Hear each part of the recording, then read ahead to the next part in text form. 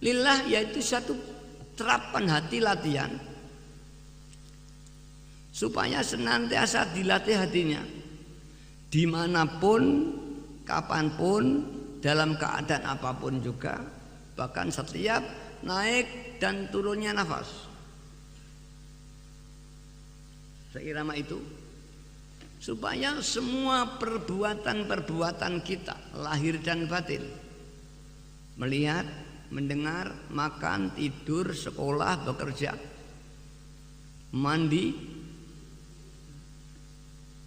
ibadah itu sekali, atau dia berpikir, merasakan, itu jika tidak dilarang oleh syariat, tidak merugikan dirinya sendiri, tidak merugikan orang lain, supaya diniatkan ibadah karena Allah. Terapnya bagaimana? Saya makan karena Allah, bukan karena lapar. Saya minum, ibadah karena Allah, bukan karena dahaga. Dorongannya mungkin lapar dan dahaga, maka tadi nafsu digunakan untuk taqarruban Allah. Nafsu makan, nafsu minum, nafsu tidur. Keinginan ini kemudian kita melakukan makan. Saat kita makan, ini ibadah karena Allah. Tidur, ibadah Allah. Melihat, ibadah karena Allah. Mandi, ibadah. Duduk, ibadah. Makan, ibadah. Semua berpikir ibadah. Diam, tidak ibadah. Tidak ada detik-detik yang tidak ibadah. Dasarnya Rasulullah bersabda, innama a'malu binniyati wa innama likulli imri'in ma nawa. Sungguhnya perbuatan manusia itu tergantung niatnya. Jika diniat ibadah, ya jadilah ibadah. Jika tidak, tidak. Maka bapak-bapak datang ke sini tadi, kalau belum niat ibadah, tidak jadi ibadah. Maka mari sekarang kita rombak, kita duduk di sini, kita niatnya ibadah lerek perintahnya Allah. Lillah, tidak karena yang lain, tidak karena lapar, tidak karena ngantuk. Bahkan minta surga dalam sholat tidak karena enaknya surga, tidak karena takut neraka. Kami minta selamat dari neraka, minta di surga, bukan karena enaknya, tapi karena diperintah oleh Allah Subhanahu. Kita mencari ilmu bukan hanya ingin orang pandai. Kita bekerja bukan hanya karena ingin dapat uang, tapi karena perintahnya Allah. Dengan demikian semua hidup kita, melihat kita, mendengar kita, diam kita menjadi ibadah.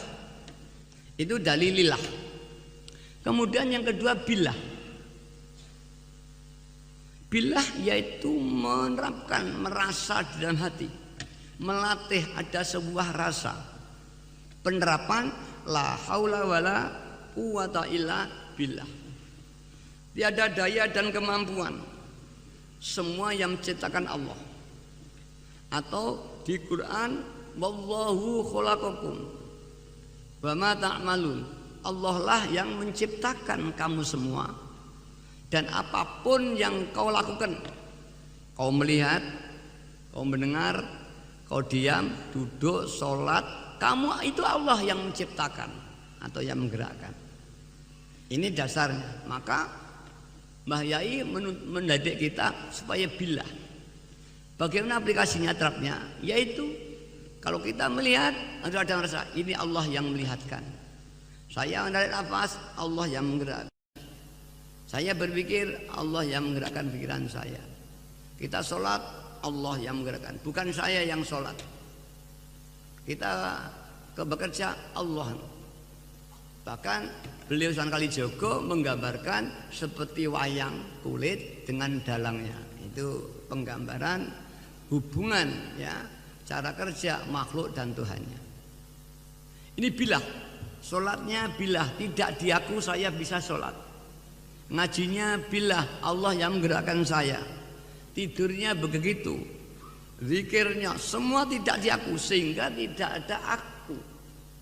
Tidak ada aku. Aku ini nafsu. Yang punya aku hanya Allah Subhanahu wa ta'ala. Maka ada ulama, ya, yang masyhur ulama arifin, makin banyak amalnya makin banyak dosanya. Bahkan dalam arti istighfar, dalam istighfar harus istighfar lagi. Karena istighfar itu aku bisa melakukan istighfar. Padahal istighfar itu sendiri Allah yang menggerakkan. Itulah lembutnya babul iman. Untuk menuju Allah SWT di zaman akhir, satu, istighfar. Karena dosa itu hijab zulmah, penutup hati kegelapan. Kedua, yaitu dengan memperbanyak sholawat. Mengapa sholawat? Kalau yang lain kok nggak bisa. Bedanya sholawat, yaitu sholawat itu mursyidnya Rasulullah Sallallahu Alaihi Wasallam sendiri. Kalau yang lain tidak.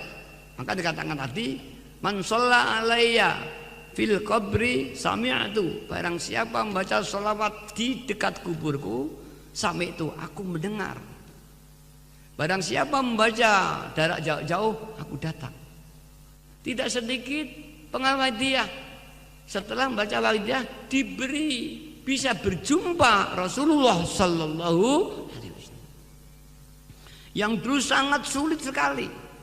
Kita sama Islam ingin pada Nabi Khidir aja beriadah berpuluh-puluh hari, berbulan-bulan. Apalagi ingin ketemu Rasulullah SAW.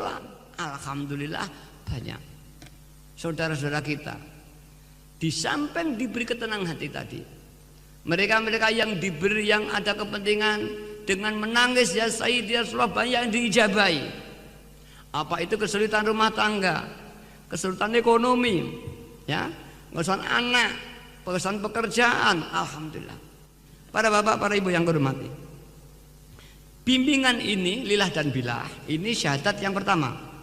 Adapun syahadat yang kedua, yaitu kita setiap langkah kita yang baik yang tidak dilarang hendaknya diniatkan makmum sunnah Rasulullah SAW. Kita sholat di sabang lillah karena makmum Rasul. Kita makan, kita minum, kita tidur, apapun itu sunnah Rasul.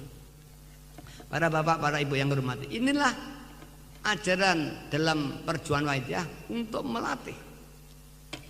Kalau ini dilatih, lilah dan bilah ini, dengan awet hidayahnya Allah, ada nur ilahiyah, maka ini nanti orang itu secara direct melihat sesuatu Allah, melihat Allah yang menciptakan, melihat Allah.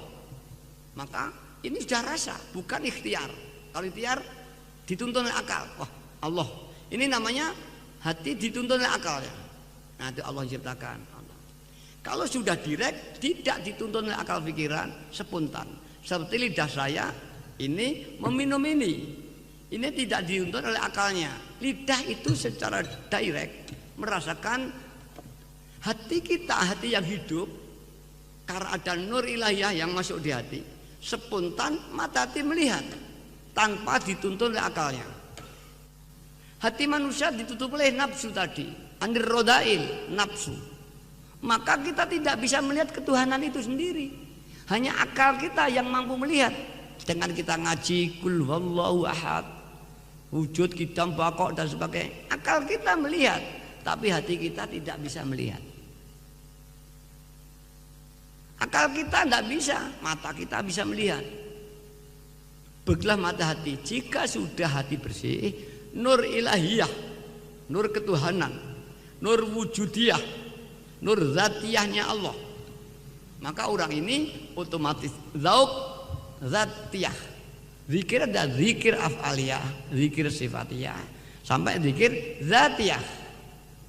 Bilah juga begitu, bilah sifatiyah, bilah zatiyah, sampai bilah zatiyah. Jika orang itu telah zikir zatiyah, dia fana, dirinya tidak ada, yang ada Allah. Walau orang ini bodoh, orang meminum gula manis tidak perlu orang itu sekolah tinggi. Orang merasakan pahit manis tidak harus orang itu dokter. Begitulah orang iman kepada Allah, jika Allah sudah menyinari, tidak harus dia orang yang alim. Karena ini iman rasa. Begitupun juga ya, minum, walaupun dia orang pandai dokter sekalipun, kalau lidahnya tidak ketetesan manis, ya tidak bisa merasa manis. Walaupun alim segitu apapun juga, Kalau tidak ada nur ilahiyah, ya tetap tidak bisa merasakan ketuhanan. Maka di dalam baca sholawat ini harus lillah dan billah, lir rasul bir rasul, merasa membutuhkan pertolongan Allah. Barang siapa berdoa tidak ada rasa butuh, tidak ada rasa ketergantungan kepada Allah dan Rasul, rodda, tertolak doanya. Mari sekarang kita terapkan. Kita menangis kepada Allah. Jangan ada di antara kita yang tidak merasa dosa, tidak merasa tidak memiliki dosa. Dosa kita kecil itu kadang terlalu banyak. Bahkan kita jadi sumbernya dosa manusia banyak. Dan mari kita mohonkan ampun keluarga kita, tetangga kita, umat masyarakat kita, mohonkan doa kepada Allah diampuni dosanya. Begitu pula tetangga kita, anak-anak kita. Dan kita doakan orang tua, nenek kita yang telah mati di kuburan. Mereka membutuhkan doa kita. Mari kita nangis supaya mereka masih diampuni. Untuk itulah Mbah Yai mengajak kita dengan membaca sholawat supaya kita didoakan Rasulullah Sallallahu Alaihi Wasallam hingga wusul kepada Allah Subhanahu Wa Taala. Karena ini pada hadirat mari apa yang telah diberikan Mbah Yai lillah billah lir rasul bir rasul ini kita latih terus senantiasa setiap naik dan turun nafas, lamhatin wa nafasin. Kita naik turun terus dilatih di mana saja. Insya Allah kalau dilatih terus ini insya Allah akan meningkat. Sebagaimana kalau zaman melihat di TV ada master limbat awadadikan busir, itu meditasi latihan hati. Dia pernafasan saja diserap, kemudian dia bayangkan terus kontinu. Kalau ingin batu lunak, pernah dibayangkan batu itu menjadi benda yang sangat lunak. Dengan konsentrasi tinggi Allah mengijabahi batu jadi lunak. Itu dilatih setiap hari 10 menit, 20 menit, setengah jam, 1 jam, istiqomah, pernafasan tanpa doa. Maka sana tanpa mantra, hanya latihan. Ini padahal kosong, masih ada ananiyah. Aku bernafas, aku bisa, aku ini masih ada niat di sana dan tidak ada lillah. Itu seperti limbat apa itu, begitu istimewanya kalau kita lihat di TV. Itu pernafasan, tidak doa, hanya melatih. Diserap, kemudian dengan bayangkan, hanya itu saja. Karena latihan yang sungguh-sungguh dan tidak ada lillah, tidak ada faktor ibadah di sana.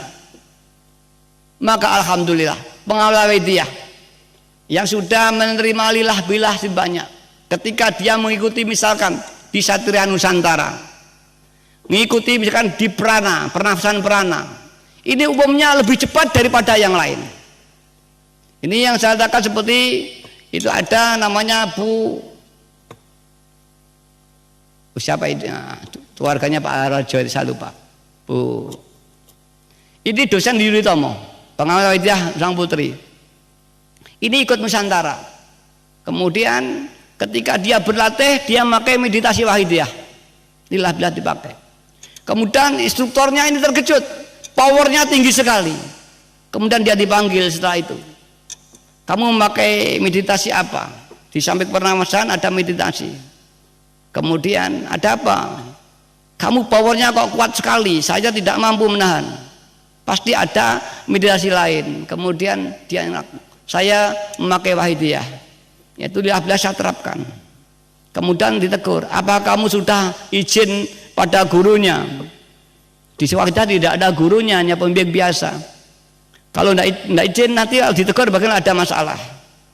Supaya kamu datang ke sana, di mana itu pusatnya, di gedung lo. Akhirnya datang ke sini, saya lupa namanya. Lalu dia cerita dengan saya, matur, ya tidak apa-apa, bukan hanya untuk prana, untuk semua harus lillah dan billah. Makan harus lillah dan billah, mandi lillah billah, tidur, melihat, mendengar harus lillah billah. Apalagi zaman meditasi melatih pernafasan Nusantara ini untuk pengobatan. Tidak apa-apa, baik saja. Malah kalau tidak lillah billah itu syirik, saya katakan itu. Banyak lagi di pernafasan yang lain begitu. Karena apa? Kalau mereka hanya membayangkan aja kekuatan itu. Kalau ini adalah nur ilahiyah, Misalkan ada membayangkan kekuatan alam masuk berdirinya. Kalau liabilah adalah kekuatan Allah Subhanahu wa ta'ala. Maka dari itu para hadirat, Mbah Yai sering mengajarkan kita hendaknya supaya pengajar sering latihan istighraq. Istighraq itu diam, tidak ingin apa-apa. Naik turunnya nafas dilatih, Allah yang menggerakkan. Ini Mbah Yai sering. Para hadirat, Mbah Yai mengatakan kalau istighraq ini kalau terus dilatih terus maka akan hasilnya luar biasa. Itu Mbah Yai. Saya pada itu belum memahami artian luar biasa, baru sekarang oh demikian. Para hadirat, maka mari sering-sering melatih lillah billah. Mbah Yai mengajarkan dimanapun kapanpun terus dilatih terus sambil berjalan ya. Pada saat kamu lillah billah hadir betul, Anda bicara nol kemudian mengadakan permohonan kepada Allah cara wong Jawa engkono marga ning kasembatan apa kang pinuwun. Apabila pada itu hening betul bersih dari anak nafsu lillah dan billah yang adanya Tuhannya, dan engkono kita nyuwun hanya ada hamba dan Tuhannya saja, bahkan hambanya hilang melebur bersama Tuhannya, mengadakan permohonan insya Allah disilah makom dan saat ijabah dari permohonan ini. Para hadirat yang kami hormati, mungkin ini diantara lewis troke niki ampuh tanpa donga, jaduk tanpa lelaku. Para hadirat, karena apa? Orang ini sudah dekat dengan Allah Subhanahu wa ta'ala. Sebagaimana yang disampaikan oleh kita, la yazalu min abdi yataqarrabu ilayya bin nawafil hatta ahabbahu uhibbahu. Tidak ada henti-hentinya hambaku ini senantiasa mendekat kepadaku, kata Allah, dengan amalan-amalan sunnahnya. Dia memang wajib. Dengan sungguh-sungguh dia menangis mendekat kepadaku, tak pernah berhenti, kata Tuhan, hingga aku telah menyintainya akibat dia mendekat kepadaku. Fa idza ahbabtuhu, ketika aku telah menyintainya, aku akan jadi tangannya ketika dia menjamah, aku akan jadi matanya ketika dia melihat, aku akan dari telinganya ketika dia mendengar, aku dari lesannya ketika dia berkata. Dan barang siapa memusuhi waliku, aku nyatakan perang kepadanya, kata Tuhan dalam hadis qudsinya. Para hadirat yang kami hormati, maka tak heran para wali-walinya Allah dulu dijabai doanya. Para hadirat, mengapa kita doa tidak dijabai? Karena kita masih doanya nafsu. Para hadirat, apabila kita suatu saat dijabai, bukan karena ampuhnya doa kita, tapi karena fadlnya Allah Subhanahu wa ta'ala.